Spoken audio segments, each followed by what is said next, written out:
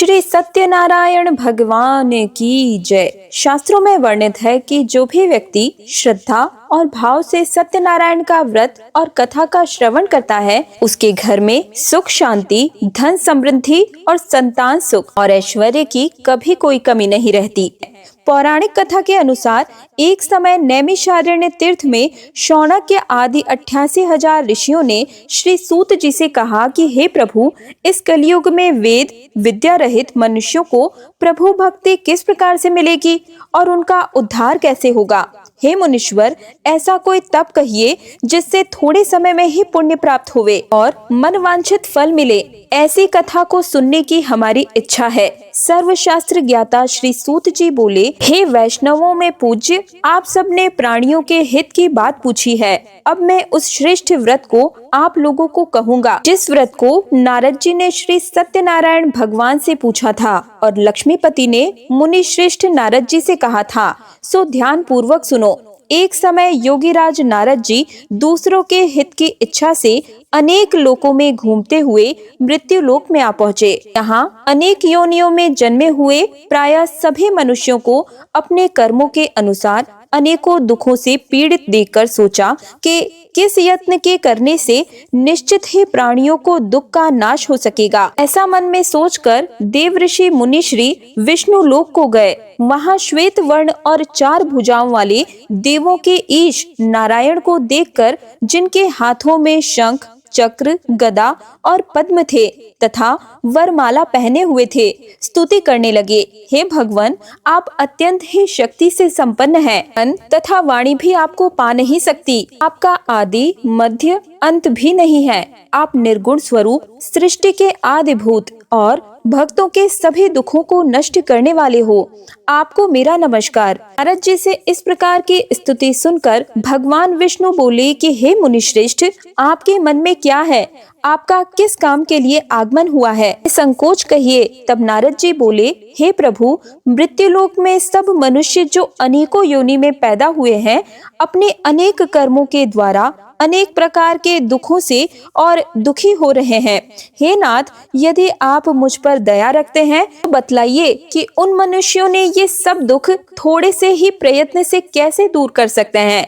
तब श्री विष्णु भगवान जी बोले कि हे नारद, मनुष्यों की भलाई के लिए तुमने बहुत ही अच्छी बात पूछी है। जिस काम के करने से मनुष्य मोह से छूट जाता है, वह मैं तुमसे कहता हूँ, सो सुनो। बहुत ही पुण्य देने वाला, स्वर्ग तथा मृत्युलोक दोनों से दुर्लभ एक अत्यंत ही उत्तम व्रत है। आज मैं प्रेमवश तुमसे वो कहता हूँ। श्री सत्यनारायण भगवान का ये व्रत अच्छी तरह से विधि पूर्वक करके मनुष्य धरती पर आयु पर्यंत सुख भोग कर मरने पर मोक्ष को प्राप्त होता है। श्री भगवान के वचन सुनकर नारद मुनि बोले कि हे भगवान, उस व्रत का फल क्या है, क्या विधान है और किसने ये व्रत किया है और किस दिन ये व्रत करना चाहिए? विस्तार पूर्वक कहिए। भगवान विष्णु बोले कि हे नारद, दुख शोक आदि को दूर करने वाला, धन धान्य को बढ़ाने वाला और सौभाग्य तथा संतान को देने वाला ये व्रत सब स्थानों पर विजयी करने वाला है।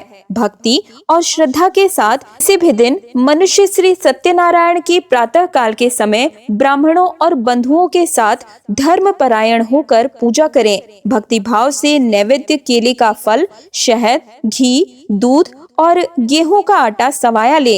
गेहूं के अभाव में आठी का चूर्ण भी ले सकते हैं। सब पदार्थों को भगवान को अर्पण कर दें तथा बंधुओं सहित ब्राह्मणों को भोजन कराएं। पश्चात स्वयं भोजन करें।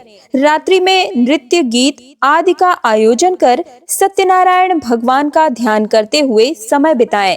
इस तरह व्रत करने पर मनुष्यों की इच्छा निश्चित ही पूरी होती है। विशेष रूप से काल में भूमि पर यही मोक्ष का सरल उपाय है। प्रेम से बोलिए, श्री सत्यनारायण भगवान की जय। श्री सत्यनारायण व्रत कथा का प्रथम अध्याय संपूर्ण। दूसरा अध्याय। श्री सूत जी बोले, हे ऋषियों, जिसने पहले समय में इस व्रत को किया है उसका इतिहास कहता हूँ, ध्यान पूर्वक सुनो। सुंदर काशीपुरी नगरी में एक अत्यंत ही निर्धन ब्राह्मण रहता था। वह भूख और प्यास से बेचैन हुआ था, नित्य पृथ्वी पर घूमता था। ब्राह्मणों से प्रेम करने वाले भगवान ने ब्राह्मण को दुखी देखकर बूढ़े ब्राह्मण का रूप धरकर उसके पास जाकर आदर पूर्वक पूछा, हे विप्र, तुम नित्य दुखी होकर पृथ्वी पर क्यों घूमते हो? हे ब्राह्मण, ये सब मुझसे कहो, मैं सुनना चाहता हूँ। तब ब्राह्मण बोला, मैं निर्धन ब्राह्मण हूँ, भिक्षा के लिए पृथ्वी पर फिरता हूँ। हे भगवान, यदि आप इससे छुटकारा पाने का कोई उपाय जानते हो तो कृपया करके मुझे बताएं। वृद्ध ब्राह्मण बोला, हे विप्र, सत्यनारायण भगवान मनवांछित फल देने वाले हैं, इसलिए तुम उनका पूजन करो, जिसके करने से मनुष्य सब दुखों से मुक्त हो जाता है। तब ब्राह्मण को व्रत का सारा विधान बतलाकर बूढ़े ब्राह्मण का रूप धारण करने वाले श्री सत्यनारायण भगवान वहीं अंतर्ध्यान हो गए। इस व्रत को बूढ़े ब्राह्मण ने बतलाया, मैं उसको अवश्य करूँगा। यह निश्चित करने पर उसे रात भर नींद नहीं आई। सवेरे उठकर सत्यनारायण भगवान का व्रत करने का निश्चय कर लिया। वह भिक्षा के लिए चल पड़ा। उस दिन उसको भिक्षा में बहुत सारा धन मिला, जिससे बंधु बांधवों के साथ में उसने सत्यनारायण भगवान का व्रत किया, जिसके करने से वह ब्राह्मण सब दुखों से छूटकर अनेक प्रकार की संपत्ति से युक्त हुआ। समय से वह ब्राह्मण हर मास व्रत करने लगा। इस तरह सत्यनारायण भगवान के व्रत को जो भी करेगा वह मनुष्य सब दुखों से छूट जाएगा। इस तरह नारद जी ने सत्यनारायण भगवान का कहा हुआ ये व्रत मैंने तुमसे कहा है। विप्रो, मैं अब और क्या कहूँ? ऋषिगण बोले, हे मुनीश्वर, संसार में इस ब्राह्मण से सुनकर किस किसने इस व्रत को किया, हम वह सब सुनना चाहते हैं। इसके लिए हमारे मन में अत्यंत ही जिज्ञासा हो रही है। सूत जी बोले, हे मुनियों, जिस जिसने इस व्रत को किया है वह सब सुनो। एक समय एक ब्राह्मण धन और ऐश्वर्य के अनुसार बंधु बांधवों के साथ व्रत करने को तैयार हुआ। उसी समय एक लकड़ी बेचने वाला बूढ़ा आदमी आया और बाहर लकड़ियों को रखकर ब्राह्मण के मकान में गया। प्यास से दुखी लकड़हारा उनको व्रत करके देखकर ब्राह्मण को नमस्कार करके कहने लगा, ये आप क्या कर रहे हैं? इसके करने से क्या फल मिलता है? कृपया करके मुझको बताइए। ब्राह्मण ने कहा, सब मनोरथों को पूर्ण करने वाला सत्यनारायण भगवान का व्रत है। इसी व्रत की कृपा से मेरे यहाँ धन धान्य आदि की वृद्धि हुई है। ब्राह्मण से इस व्रत के बारे में जानकर लकड़हारा अत्यंत ही प्रसन्न हुआ। चरणामृत लेकर प्रसाद ग्रहण करने के बाद वह अपने घर को गया। अगले दिन लकड़हारे ने अपने मन में इस प्रकार का संकल्प लिया कि आज गांव में लकड़ी बेचने से जो भी धन मिलेगा उसी से सत्यनारायण भगवान उत्तम व्रत करूंगा। ऐसा मन में निश्चित कर बूढ़ा आदमी लकड़ियां अपने सिर पर रखकर जिस नगर में धनवान लोग रहा करते थे ऐसे सुंदर नगर में गया। उस दिन वहां पर उसे उन लकड़ियों का दाम पहले से 4 गुना मिला। अब वह लकड़हारा दाम लेकर अति प्रसन्न होकर पके केले, शक्कर, घी, दूध, दही और गेहूं का चूर्ण इत्यादि सत्यनारायण भगवान के व्रत की कुल सामग्री को लेकर अपने घर को गया। फिर उसने अपने परिवारजनों को बुलाकर विधि के साथ भगवान का पूजन और व्रत किया। उस व्रत के पुण्य प्रभाव से वह बूढ़ा लकड़हारा धन, पुत्र आदि से युक्त हुआ और संसार के समस्त सुख भोग कर अंत में वैकुंठ लोक को चला गया। श्री सत्यनारायण भगवान की जय। श्री सत्यनारायण व्रत का दूसरा अध्याय पूर्ण। तीसरा अध्याय। श्री सूत जी बोले, हे श्रेष्ठ मुनियों, अब आगे की कथा कहता हूँ, सुनो। पहले समय में उल्कामुख नाम का एक बुद्धिमान राजा रहा करता था। वह सत्यवक्ता और जितेंद्रिय था। प्रतिदिन देव स्थानों पर जाता और गरीबों को धन देकर उनके कष्ट दूर करता था। उसकी पत्नी कमल के समान मुख वाली और सती साध्वी थी। पुत्र प्राप्ति के लिए भद्रशिला नदी के तट पर उन दोनों ने सत्यनारायण भगवान का व्रत किया। उस समय वहाँ एक साधु नामक वैश्य आया। उसके पास व्यापार के लिए बहुत सारा धन था। वह नाव को किनारे पर ठहराकर राजा के पास गया और राजा को व्रत करते देखकर विनय के साथ पूछने लगा कि हे राजन, भक्ति युक्त चित्त से यह आप क्या कर रहे हैं? मेरी सुनने की भी इच्छा है, सो आप मुझसे बतलाइए। तब राजा बोला कि हे वैश्य, अपने बांधवों के साथ पुत्र आदि की प्राप्ति के लिए यह महाशक्तिमान सत्यनारायण भगवान का व्रत और पूजन मैं कर रहा हूँ। राजा के वचन सुनकर साधु आदर से बोला, हे राजन, मुझसे भी इसका विधान कहो। मैं भी आपके कहे अनुसार इस व्रत को अवश्य ही करूँगा। मेरी भी कोई संतान नहीं है और मुझे विश्वास है कि इस व्रत को करने से निश्चित ही मुझे संतान की प्राप्ति होगी। अब राजा से सब विधान सुनकर व्यापार से निवृत्त होकर वह आनंद के साथ अपने घर को गया। साधु ने अपनी स्त्री को संतान देने वाले इस व्रत को सुनाया और प्रण किया कि जब मेरे यहाँ संतान होगी तब मैं इस व्रत को करूँगा। साधु ने ऐसे वचन अपनी पत्नी लीलावती से कहे। एक दिन उसकी पत्नी पति के साथ आनंदित होकर सांसारिक धर्मों से प्रवृत्त होकर श्री सत्यनारायण भगवान की कृपा से गर्भवती हो गई और 10वें महीने में उसके एक सुंदर कन्या का जन्म हुआ।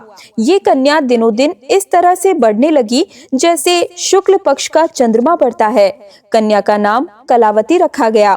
तब लीलावती ने मीठे शब्दों से अपने पति से कहा कि स्वामी, जो आपने संकल्प लिया था कि मैं संतान होने पर सत्यनारायण का व्रत करूंगा, अब आप उसे करिए। साधु बोला कि हे प्रिय, इसके विवाह पर करूंगा। इस प्रकार अपनी पत्नी को आश्वासन देकर वह नगर को चला गया।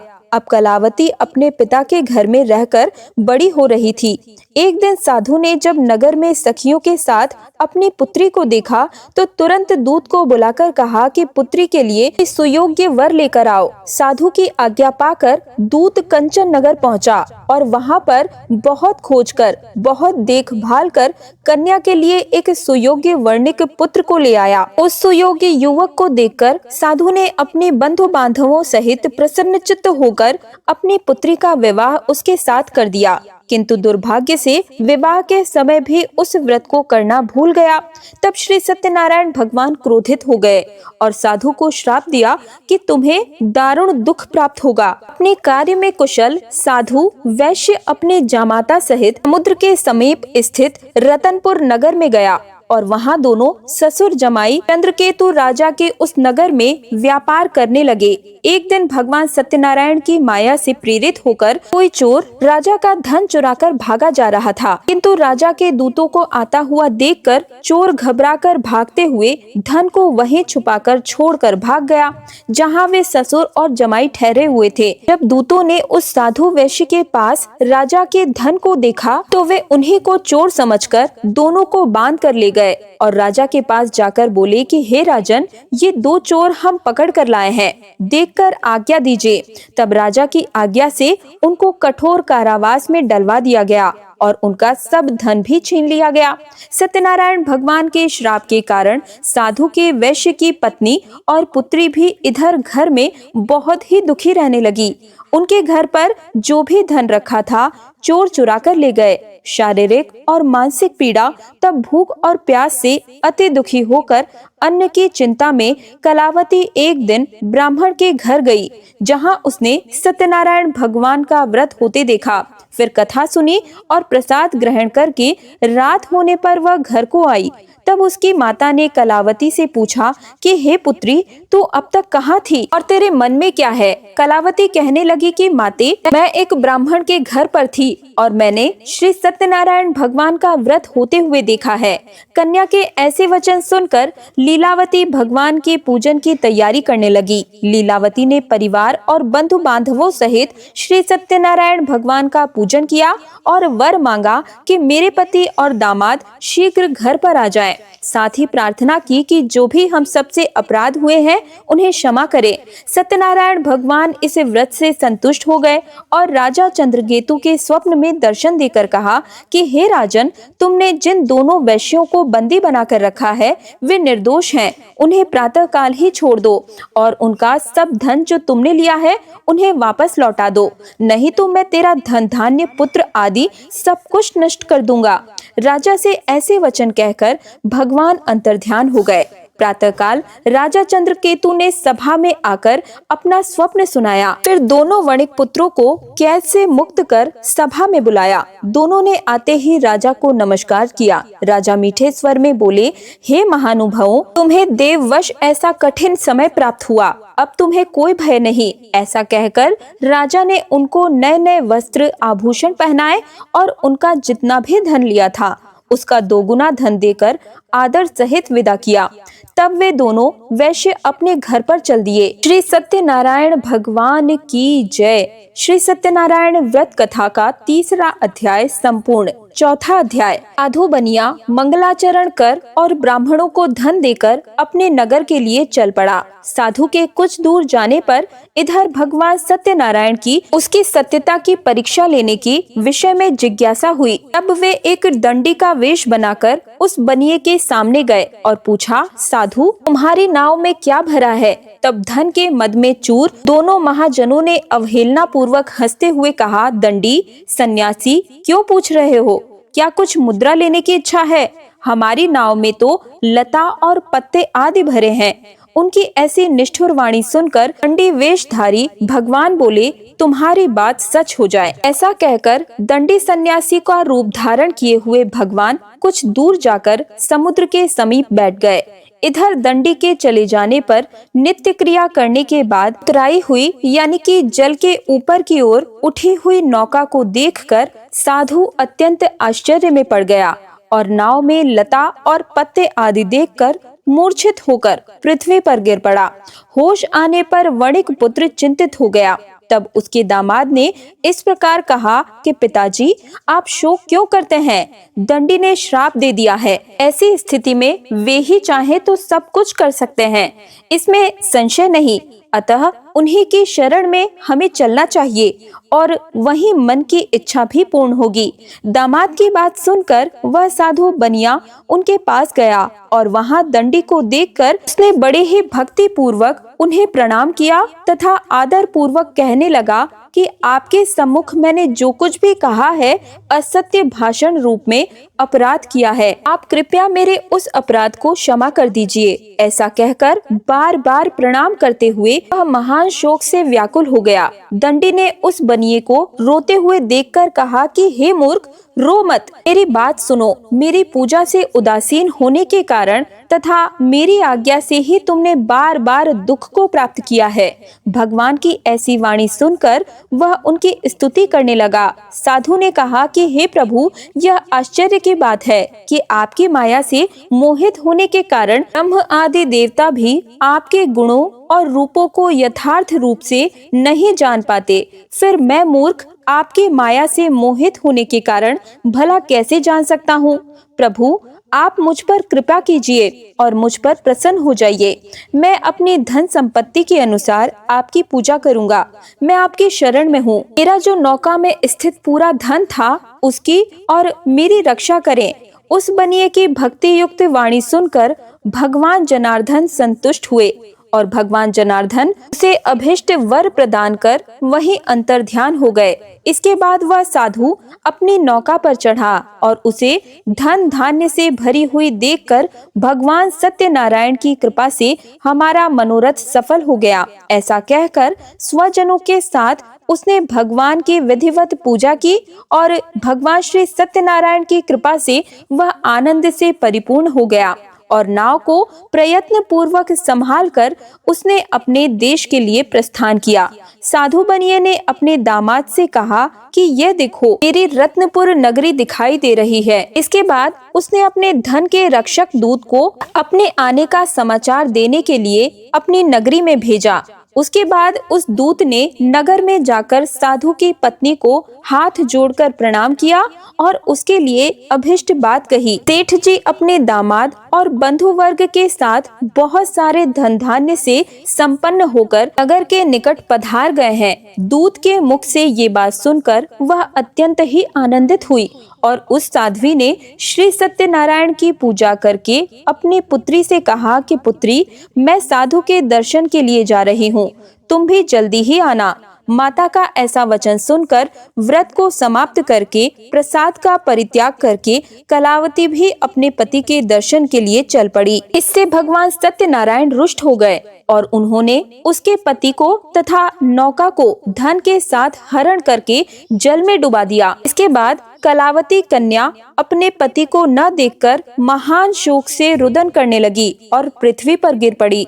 नाव का दर्शन और कन्या को अत्यंत दुख देकर भयभीत मन से साधु बनिया ने सोचा कि ये क्या आश्चर्य हो गया है। नाव का संचालन करने वाले भी सभी चिंतित हो गए। इसके बाद वह लीलावती भी कन्या को देखकर दुख से व्याकुल हो गई और अत्यंत दुख से विलाप करती हुई अपने पति से इस प्रकार बोली कि स्वामी, अभी अभी नौका के साथ वह अदृश्य कैसे हो गया। न जाने किस देवता की उपेक्षा से वह नौका हरण कर ली गई है, या फिर श्री सत्यनारायण भगवान का महात्म्य भला कौन जान सकता है। ऐसा कहकर वह अपने परिवारजनों के साथ विलाप करने लगी और कलावती कन्या को गोद में लेकर रोने लगी। कलावती भी अपने पति के नष्ट हो जाने पर दुखी हो गई और पति की पाटुका लेकर उसका अनुगमन करने लगी और उसके मन में निश्चय किया कि कन्या के इस प्रकार के आचरण को देखकर पत्नी सहित वह साधु बनिया अत्यंत ही शोक से व्याकुल हो गया और सोचने लगा कि या तो भगवान सत्यनारायण ने अपहरण किया है या फिर हम सभी भगवान सत्यदेव की माया से मोहित हो गए हैं। अपने धन की शक्ति के अनुसार मैं भगवान श्री सत्यनारायण की पूजा करूंगा। तब सभी को बुलवाकर इस प्रकार कहकर उसने अपने मन की इच्छा प्रकट की और बारंबार भगवान सत्यदेव का दंडवत प्रणाम किया। इससे दीनों के परिपालक भगवान सत्यदेव प्रसन्न हो गए। भक्त वत्सल भगवान ने कृपा पूर्वक आकाशवाणी की कि तुम्हारी कन्या प्रसाद छोड़कर अपने पति को देखने चली आई थी। निश्चित ही इस कारण उसका पति अदृश्य हो गया। यदि घर जाकर वह प्रसाद ग्रहण करके वापस आ जाए तो हे साधु बनिया, तुम्हारी पुत्री का पति वापस प्राप्त हो जाएगा, इसमें संशय नहीं। कलावती ने भी यह दिव्य आकाशवाणी सुनी तो वह शीघ्र ही अपने घर को गई और उसने प्रसाद ग्रहण किया। वापस आकर उसने अपने परिवारजनों और अपने पति को भी देखा। कलावती कन्या ने अपने पिता से कहा कि हे पिताजी, अब तो घर चलिए, देरी क्यों कर रहे हैं। कन्या की बात सुनकर वाणिक पुत्र संतुष्ट हो गया और विधि विधान से भगवान सत्यनारायण का पूजन करके धन तथा बंधु बांधवों के साथ अपने घर को गया। इसके बाद पूर्णिमा और संक्रांति पर्व पर भगवान सत्यनारायण का पूजन करते हुए इस लोक में सुख भोग कर अंत में वह सत्यपुर बैकुंठ लोक को चल गया। प्रेम से बोलिए श्री सत्यनारायण भगवान की जय। श्री सत्यनारायण भगवान व्रत कथा का चौथा अध्याय संपूर्ण। पांचवा अध्याय। श्री सूत जी बोले, श्रेष्ठ मुनियों, अब इसके बाद मैं दूसरी कथा कहूँगा, आप लोग ध्यान पूर्वक सुनिए। अपनी प्रजा का पालन करने में तत्पर तुंगध्वज नामक एक राजा था। उसने सत्यदेव के प्रसाद का परित्याग करके दुख प्राप्त किया। एक बार वह वन में बहुत ही पशुओं को मारकर वट वृक्ष के नीचे आया। वहाँ उसने देखा कि गोपगण बंधु बांधवों के साथ संतुष्ट होकर भक्ति पूर्वक भगवान सत्यदेव की पूजा कर रहे हैं। राजा यह देखकर भी अंधकारवश न तो वहाँ गया और न ही उसने भगवान सत्यनारायण को प्रणाम ही किया। पूजन के बाद सभी गोपगण भगवान का प्रसाद राजा के समीप रखकर वहाँ से लौट आए और इच्छा अनुसार उन सभी ने भगवान का प्रसाद ग्रहण किया। इधर राजा को प्रसाद का परित्याग करने का बड़ा ही दुख मिला। उसका संपूर्ण धन धान्य और सभी स्वपुत्र नष्ट हो गए। राजा ने मन में यह निश्चय किया कि अवश्य ही भगवान सत्यनारायण ने हमारा नाश कर दिया है, इसलिए मुझे वहां जाना चाहिए जहां श्री सत्यनारायण भगवान का पूजन हो रहा था। ऐसा मन में निश्चय करके वह राजा गोप गणों के समीप गया और उसने गोप गणों के साथ भक्ति श्रद्धा से युक्त होकर विधि पूर्वक भगवान सत्यदेव का पूजन किया और भगवान सत्यदेव की कृपा से वह पुनः धन और पुत्रों से संपन्न हो गया और इस लोक में सभी सुखों को भोग कर अंत में सत्यपुर बैकुंठ लोक को प्राप्त हुआ। श्री सूत जी कहते हैं, जो व्यक्ति इस परम दुर्लभ श्री सत्यनारायण भगवान व्रत को करता है और पुण्यमयी तथा फल प्रदायिनी भगवान की कथा को भक्ति युक्त होकर सुनता है, उसे भगवान सत्यनारायण की कृपा से धन धान्य आदि की प्राप्ति होती है। दरिद्र धनवान हो जाता है, बंधन से पड़ा हुआ बंधन से मुक्त हो जाता है, डरा हुआ व्यक्ति भय मुक्त हो जाता है। यह सत्य बात है, इसमें संशय नहीं। इस लोक में वह सभी इच्छित फलों को भोग कर अंत में सत्यपुर बैकुंठ लोक को जाता है। हे ब्राह्मणों, इस प्रकार मैंने आप लोगों से भगवान सत्यनारायण के व्रत को कहा, जिसे करके मनुष्य सभी दुखों से मुक्त हो जाता है।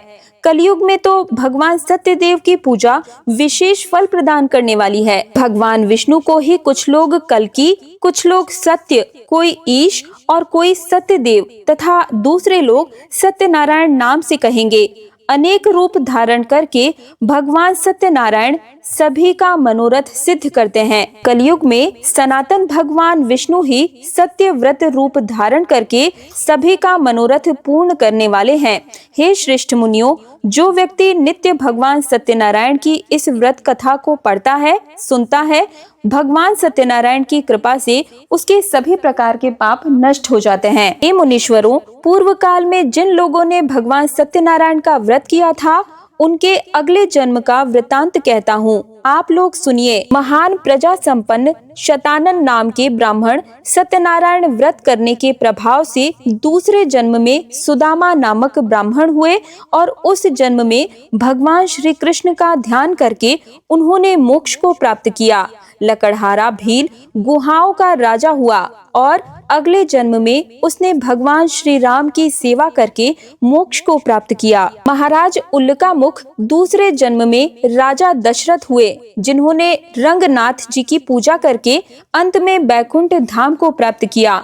इस प्रकार धार्मिक और सत्यव्रती साधु पिछले जन्म में सत्यव्रत के प्रभाव से अपने दूसरे जन्म में मूरध्वज नामक राजा हुए। उसने आरे से चीर कर अपने पुत्र की आधी देह भगवान विष्णु को अर्पित कर मोक्ष प्राप्त किया। और जो गोपगण थे, वे सब जन्मांतर में ब्रिजमंडल में निवास करने वाले गोप हुए और सभी राक्षसों का संहार करके उन्होंने भी भगवान का शाश्वत धाम गोलोक प्राप्त किया।